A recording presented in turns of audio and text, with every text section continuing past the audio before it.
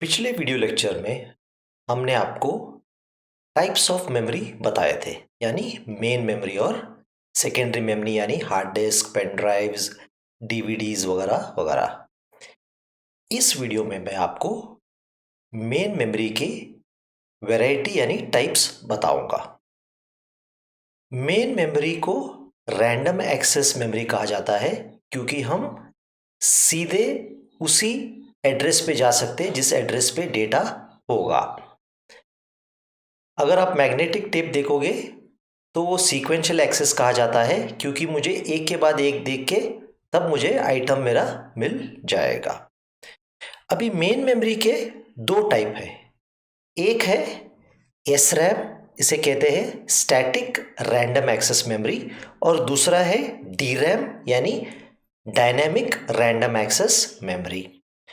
पहले मैं समझाता हूं आपको डीरैम यानी डायनेमिक रैंडम एक्सेस मेमोरी के थोड़े प्रॉपर्टीज और कैसे काम करता है। आपको अगर पता है, कंप्यूटर में हर इंफॉर्मेशन रिप्रेजेंट होता है 0 या 1 से। उसी तरह कैपेसिटर, अगर कैपेसिटर के अंदर चार्ज हो तब हम मान सकते हैं वो 1 स्टोर कर रहा है। अगर कैपेसिटर डिस्चार्ज हो तब हम मान सकते हैं उसमें 0 है। तो डायनेमिक रैम क्या करता है, एक बिट स्टोर करने के लिए एक कैपेसिटर और ट्रांजिस्टर का कॉम्बिनेशन यूज करता है। ठीक है, पहली बात तो यह है। तो इसका प्रॉब्लम क्या होता है, जैसे आपको पता है कैपेसिटर धीरे धीरे या तुरंत अपना चार्ज बहुत जल्दी खो जाता है। मतलब अगर उसका चार्ज हो उसके अंदर तो चार्जेस डिसिपेट यानी लूज हो जाते हैं। तो इसी कारण कैपेसिटर को क्या करना पड़ता है, हर बार रिफ्रेश यानी रिचार्ज करना पड़ता है। तो इसलिए डीरैम में हम क्या करते हैं, एक रिफ्रेश सर्क्यूटरी यानी एक रिफ्रेश सर्क्यूट डिजाइन किया जाता है। इस रिफ्रेश सर्क्यूट का काम क्या है, हर सेकेंड में बहुत ही बार, समझ सकते हैं 50 या 100 बार वो डेटा को रिफ्रेश करते जाता है, यानी वो कैपेसिटर को रिफ्रेश यानी रिचार्ज करते जाएगा। इसका नाम है रिफ्रेश सर्क्यूट। अब डीरैम मेन मेमोरी जब आप कहते हैं कंप्यूटर में, आप 90 या 100% आप डीरैम के बारे में ही बात करेंगे। जब आप अपने लैपटॉप पीसी में मेन मेमोरी डालोगे आप डायनेमिक रैम ही यूज करोगे। उसका एक कारण है, क्योंकि वो सस्ता है compare to S RAM, size भी छोटा है, ज़्यादा कैपेसिटी हो सकता है डेटा स्टोर करने का, और यही है इसी का मेजर कारण एस डी रैम यूज करने का।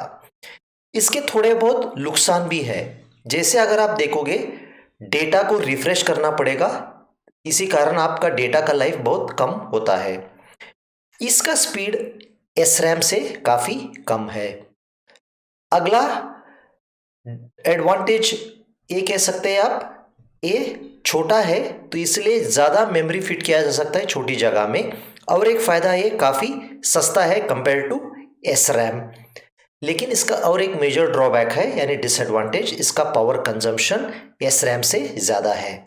कॉमन सेंस, पावर कंजम्पशन क्यों ज़्यादा होगा, क्योंकि हम इसमें एक रिफ्रेश सर्क्यूट फिट कर रहे हैं जो हर बार कैपेसिटर को चार्ज या रिचार्ज करेगा।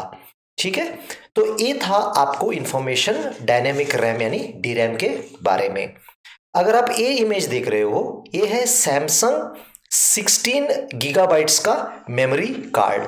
तो इसमें आप सोच सकते हैं 4-4 गीगाबाइट्स के 4 मेमोरी चिप्स है, और ये सैमसंग कंपनी के हैं। अगर आप केयरफुली देख सकते हैं यहाँ नीचे गोल्डन कलर है, तो इसे क्या करते हैं, हम लेके हम इसे कंप्यूटर के जो स्लॉट होते हैं, जहाँ स्थान होते हैं, उसे प्रेस करके हम मेमोरी ऐड कर सकते हैं।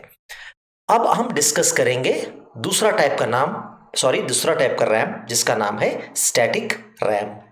स्टैटिक रैम को एस रैम भी कहा जाता है।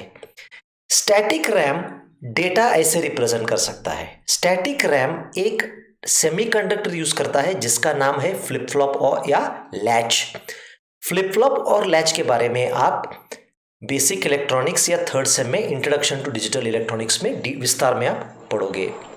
बेसिकली फ्लिप फ्लॉप या लैच क्या है, उसे एक स्विच की तरह आप इमेजिन कर सकते हैं। अगर स्विच ऑन है तब उसे आप 1 मान सकते हो, अगर स्विच ऑफ है तब आप उसे 0 मान सकते हो। तो इसी तरह स्विच के द्वारा SRAM डेटा को सेव करता है या रिप्रेजेंट करता है। अब इसका नाम स्टैटिक है क्योंकि इसे रिफ्रेश सर्किट की जरूरत नहीं पड़ती है।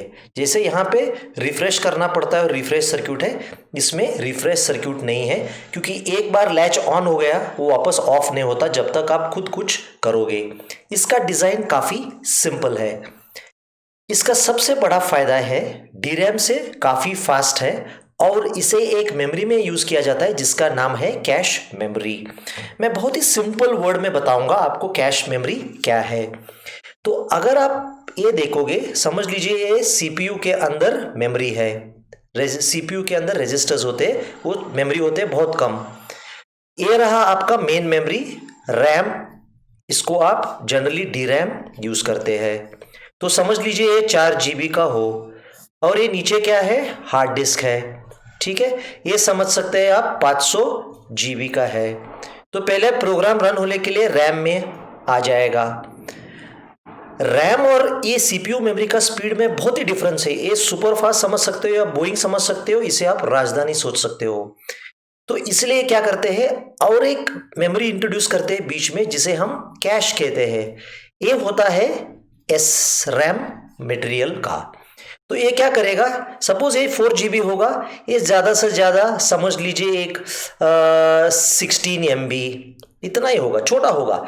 तो इसमें क्या होगा, जो फ्रीक्वेंटली यूज्ड इंस्ट्रक्शन और डेटा जो CPU यूज कर रहे हैं यहां स्टोर किया जाता है क्योंकि यहां से इसे फास्ट खींचा जा सकता है। यहां अगर समझ लीजिए इसका स्पीड है 100 किलोमीटर पर आवर, ऐसे एग्जाम्पल दे रहा हूं, तो इसका हो सकता है 300 किलोमीटर पर आवर। ठीक है, कंपैरिजन दे रहा हूं। और इसे समझ सकते हैं आप 1000 किलोमीटर पर आवर।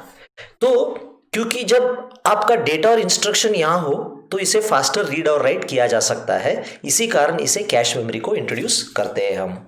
ठीक है, तो कैश मेमोरी ऑलमोस्ट 100% आपका SRAM होगा। बहुत ही रिलायबल है, लॉन्ग लास्टिंग और है। लेकिन जो चीज लॉन्ग लास्टिंग, रिलायबल सब कुछ हो, ज्यादातर ज्यादा एक्सपेंसिव भी है। इसका काफी यूज आप देखोगे आपका मोबाइल फोन्स, डिजिटल कैमरास खास करके, क्योंकि वहां स्पीड बहुत इंपॉर्टेंट है। ऐसे नहीं कि वो इमेज लोड होने के लिए टाइम लेता जाए और पावर कंजम्पशन ज़्यादा ना हो। इसमें पावर कंजम्पशन ज़्यादा होगा, इसमें पावर कंजम्पशन कम होता है। अगर आपको SRAM का एक पिक्चर देखना है तो ये है हुंडई का एक SRAM का एक चिप। आगे एक सेशन में मैं सारे वीडियोस थर्ड पार्टी से आपको एक अच्छा सा प्लेलिस्ट बना के डिस्क्रिप्शन में कहीं दिखाऊंगा, वो जाके आप देख लीजिए। उसमें बड़ी विस्तार से आपको ये ज़्यादा इंफॉर्मेशन मिलेगा। हम अगर उस तरफ जाए तो सिलेबस कभी कंप्लीट नहीं कर पाएंगे। हमें बेसिक आइडिया या बेसिक कॉन्सेप्ट का नॉलेज होना ही ज़रूरी है। इसके साथ मैं आपसे विदा लेता हूँ। Thank you.